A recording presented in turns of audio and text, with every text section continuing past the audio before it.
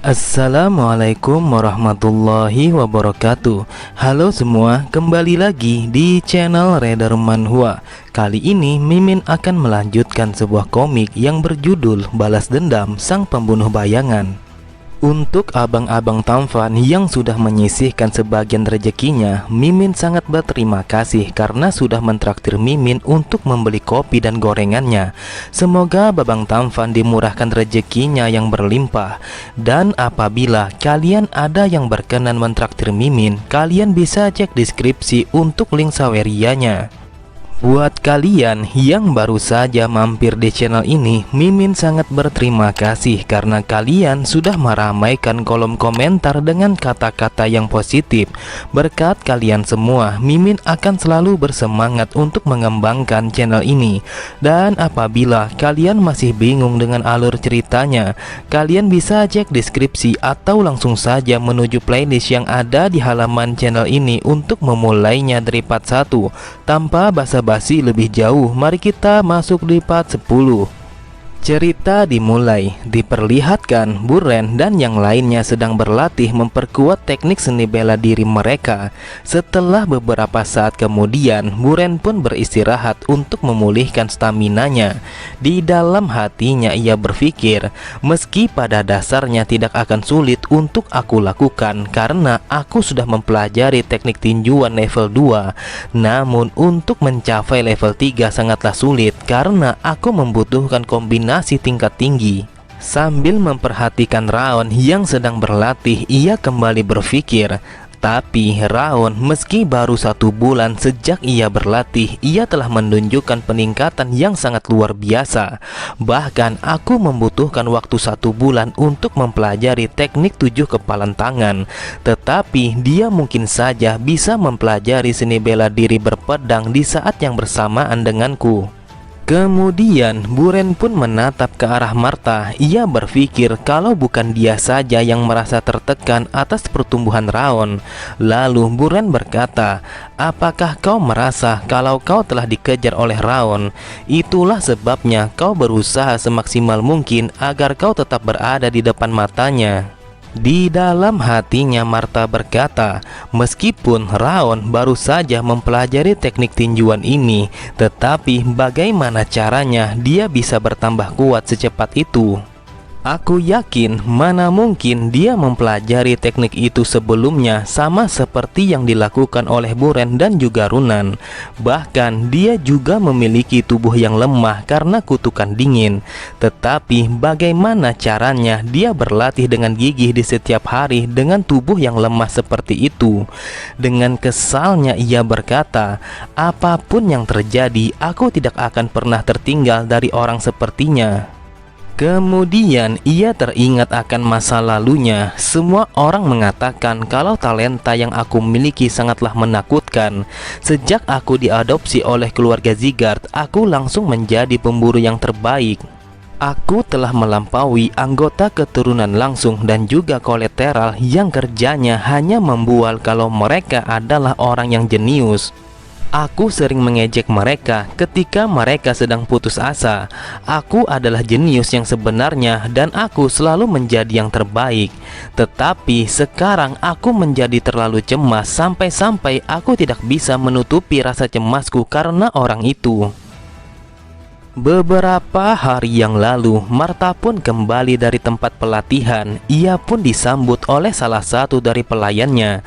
Akan tetapi, Martha langsung berjalan melewati pelayan itu tanpa menghiraukan ucapan selamatnya. Melihat Martha yang berjalan dengan wajah yang dipenuhi dengan kecemasan, pelayan itu pun berkata, wahai nona muda, Anda tidak perlu cemas.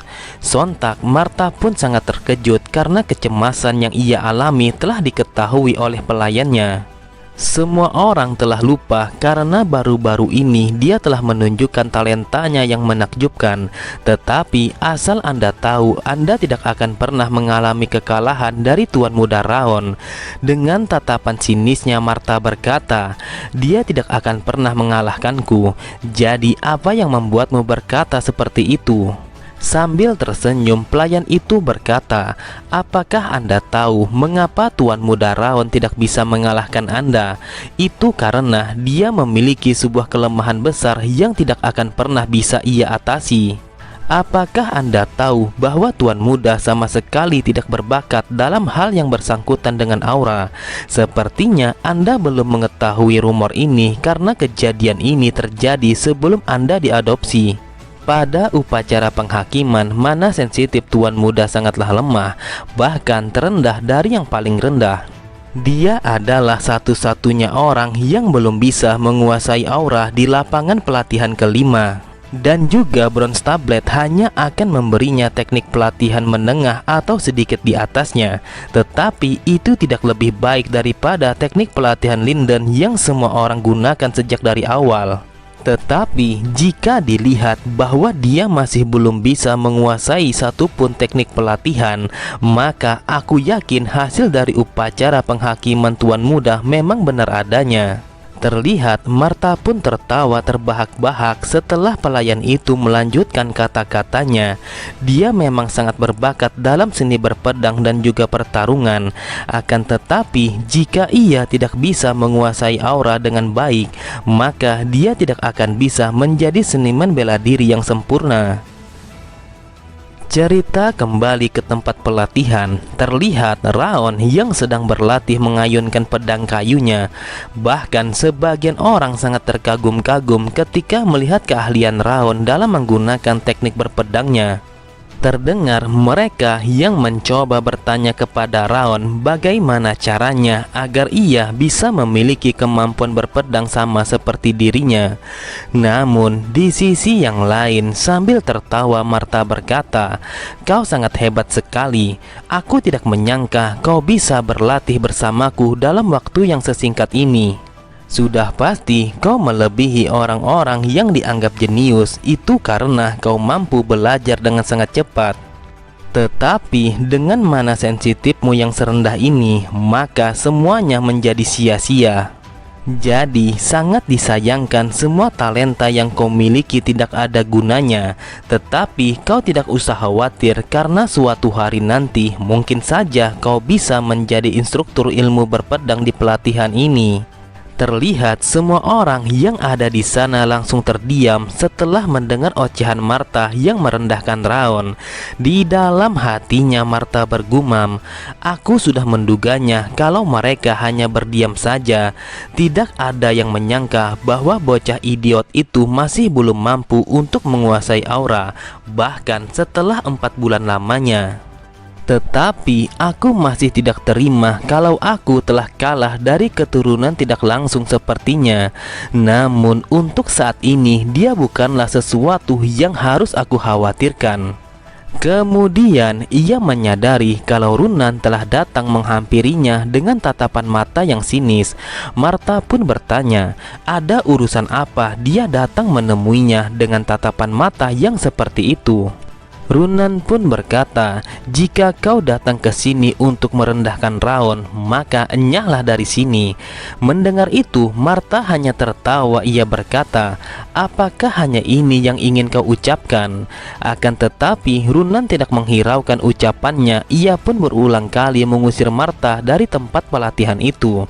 Sambil berjalan meninggalkannya, Martha pun berkata, "Baiklah, aku akan pergi. Lagi pula aku juga harus menghadiri pelatihan khusus para keturunan langsung." Beberapa saat kemudian, Raon pun menyudahi latihannya karena ia merasa sudah lelah berlatih dengan waktu yang cukup lama. Kemudian ia berpikir, ini sangat menyenangkan. Di medan pertempuran aku tidak hanya mempelajari seni bela diri, tetapi aku juga belajar cara bertahan hidup dan juga membunuh. Yang aku rasakan, satu-satunya hal yang berkembang hanyalah skill asasinku. Aku pun tidak pernah terbayangkan untuk mempelajari hal lainnya selain membunuh. Rupanya ini sangat menyenangkan, mempelajari seni bela diri untuk memperkuat diriku sendiri. Di sampingnya, iblis itu sangatlah kesal karena Raon hanya berdiam saja ketika ia dihina oleh Martha. Wanita bajingan itu terus-terusan membicarakanmu dengan nada yang hina. Jika saja ia mengatakan hal itu kepadaku, aku pastikan dia akan membeku sekarang juga di tempat ini. Namun dengan santainya Raon berkata, "Sudah aku bilang tidak ada untungnya untuk melawan ucapan orang sepertinya. Selain itu, aku pasti mudah mengalahkannya meski aku melawannya tanpa menggunakan kekuatan cincin api." Tiba-tiba saja Raon langsung terdiam ketika ia melihat Runan telah berdiri di hadapannya. Yang ia lihat kalau Runan datang menemuinya dengan membawa satu buah kotak makanan. Lalu Raon pun bertanya untuk apa ia datang ke tempat pelatihan sedangkan jam pelatihan sudah selesai sejak dari tadi. Seketika itu juga Runan pun membuka kotak makanan itu dan ia pun langsung memberikan sepotong kue kepada Raon. Setelah menerima kue itu, Raon pun berpikir apakah kue itu bisa dimakan, sedangkan di tangannya kue itu terasa dingin. Melihat Raon yang masih berpikir tentang kue itu, Runan pun memintanya untuk memakannya sekarang juga. Di dalam hatinya Raon berkata, "Sebagai seorang asasin, aku belajar untuk tidak menerima apapun yang diberikan oleh orang lain. Tetapi aku yakin kalau dia tidak akan memberiku sesuatu yang buruk." Tiba-tiba saja Raon langsung terdiam ketika ia mengunyah kue itu. Dan di sampingnya iblis itu berkata, "Apa yang ia berikan, aku bahkan tidak pernah merasakan sesuatu yang semanis ini di alam iblis." Rasa dinginnya membuatnya semakin lezat untuk dimakan. Raon mengatakan kepada Runan kalau kue yang ia berikan sangatlah lezat sekali. Bahkan lidahnya tidak bisa berhenti untuk menikmati kelezatan kue itu. Mendengar apa yang dikatakan oleh Raon tentang kue yang ia berikan, Runan pun mengatakan kalau kue itu adalah bikinannya sendiri. Setelah mengatakan itu, Runan pun langsung pergi meninggalkannya begitu saja tanpa memperdulikan kalau Raon telah memanggilnya. Raon pun berpikir apakah Runan telah mengkhawatirkannya setelah Martha mempermalukannya di depan umum. Aku tahu bahwa Runan sangat menyukai makanan manis seperti anak kecil. Dan yang aku lihat dia telah membawa 4 kue di dalam kotak itu. Akan tetapi dia dengan sengaja menyisakan 1 kue untukku. Pasti hatinya sangat berat memberikan sesuatu yang sangat ia sukai kepadaku. Sambil berjalan menuju rumahnya, Raon pun mengucapkan rasa terima kasihnya kepada Runan dan berjanji suatu hari nanti ia akan membalasnya. Beberapa saat kemudian, terlihat Raon yang membaca sebuah laporan yang akan dikirim oleh mata-matanya. Raon pun bertanya kepada Judil apa yang mereka bicarakan setelah mendapatkan laporan yang ia kirimkan kepada mereka. Judil pun mengatakan, "Mereka telah memerintahkan saya untuk mencari tahu tentang Anda lebih dalam karena Anda mampu menguasai ilmu berpedang dan juga pertarungan dengan begitu cepat. Akan tetapi saya tidak menyangka kalau mereka telah kehilangan minat setelah mengetahui kalau Anda tidak mampu menggunakan aura. Dan juga mereka mengatakan kalau mereka sudah tidak tertarik lagi dengan ibu Anda. Jika situasinya sudah menjadi seperti ini, mungkin mereka akan memanggil saya untuk kembali." Kemudian dengan lirihnya Judil bertanya apakah Raon memang dengan sengaja tidak mempelajari aura meskipun yang sebenarnya dia mampu. Sambil tertawa Raon berkata, "Entahlah, siapa yang tahu. Jadi menurutmu seperti apa?" Sontak Judil pun merasa gugup. Lalu ia pun meminta maaf kepada Raon karena sudah menanyakan sesuatu yang tidak sepantasnya ia tanyakan. Kemudian setelah Judil pergi, iblis itu berkata, "Sangat wajar kalau pelayan itu mengatakan kalau kau dengan sengaja tidak mempelajari aura. Tetapi aku bertanya-tanya mengapa kau begitu kesulitan untuk melatih aura." Dengan santainya Raon berkata, memanfaatkan situasi dan keadaan untuk keuntunganku merupakan hal yang bijak. Dan aku pun tidak tahu mengapa aku tidak bisa mempelajari aura. Jadi lebih baik kita latihan lagi.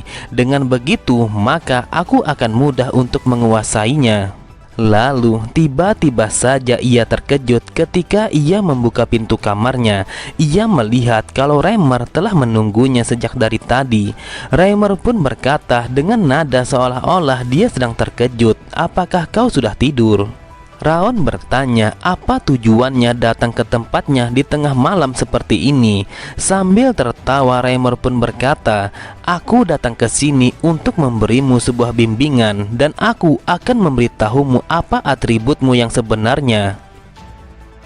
Beberapa saat kemudian, terlihat Reimer dan juga Raon telah memasuki pedalaman hutan. Raon pun berkata, "Bukankah kau mengatakan akan mengajariku tentang atribut? Lalu mengapa sejak dari tadi kita hanya mendaki gunung?" Sambil berjalan Reimer berkata, "Berhentilah mengeluh dan ikutilah langkahku, maka kau akan melihatnya. Asal kau tahu, meski aku orang yang pemalas, tetapi aku adalah guru yang hebat."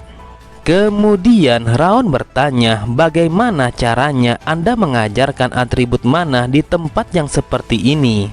Mendengar pertanyaan Raon, Reimer pun hanya tersenyum. Ia berkata di dalam hatinya, "Jujur saja, aku tidak bisa melupakan hari di mana aku pertama kali melihat teknik latihanmu. Seolah-olah yang aku lihat adalah sebuah api yang menyala begitu kuat dan menyerupai sebuah magma. Teknik itu berada dalam tingkatan yang berbeda dengan teknik latihan biasa. Keberanianmu menerima rasa dingin di dalam tubuhmu dan kau tidak menghilangkannya dari mana surket yang ada di dalam tubuhmu." Kalau Raon memang benar-benar bisa menguasai teknik latihan ini, maka ia akan menjadi seorang kesatria yang sangat sempurna.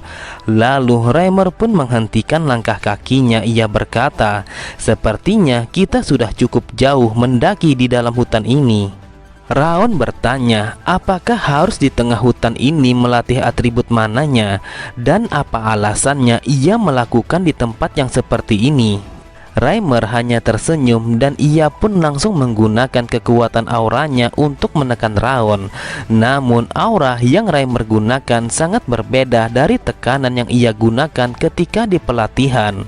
Lalu Reimer berkata, "Aku ingin membuat sebuah pedang dari anginku untuk melindungi Raja Zigard, dan yang aku rasakan saat ini adalah angin yang aku pilih." Raon pun mencoba memahami apa yang dimaksud dengan ucapan Reimer tentang angin yang ia pilih. Reimer mengatakan, "Aku dengan sengaja melemahkannya hanya untuk memberi contoh, tetapi kau sama sekali tidak merasa takut. Kau sangat berbeda dari anak-anak pada umumnya. Aku sudah merasakan angin ini semenjak aku baru lahir karena aku seorang peri. Tetapi kau seorang manusia dan juga mana surket yang ada di dalam tubuhmu sangatlah dingin. Jadi akan tambah sulit untuk kau lakukan. Ada berbagai macam jenis angin di dalam dunia ini, seperti hangat, dingin, ataupun tajam. Jadi aku ingin sebuah pedang dari anginku yang dapat memotong apapun, dan aku telah berhasil membuatnya. Raon, kau harus menemukan kemampuanmu sendiri. Jadi mulai saat ini pikirkanlah jenis api apa yang ingin kau kuasai."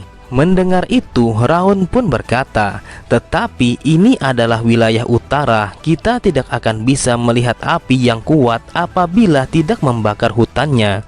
Sambil tertawa Reimer mengatakan, "Kalau kita melakukan itu kepada hutan ini, maka percayalah di saat itu juga kepala kita akan terpenggal. Tetapi ada sebuah tempat yang sempurna untuk melatih atributmu."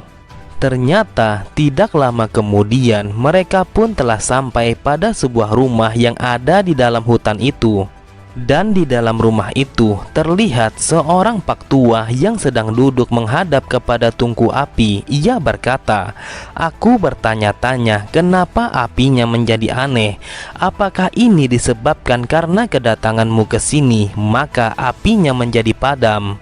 Mendengar Raon yang bertanya mengapa ia harus datang ke tempat ini, Reimer pun berkata, ini adalah sebuah tempat di mana kau bisa merasakan sebuah api terpanas dan juga paling membara di semua wilayah utara. Asal kau tahu, ini adalah tempat pembakaran dari seorang blacksmith.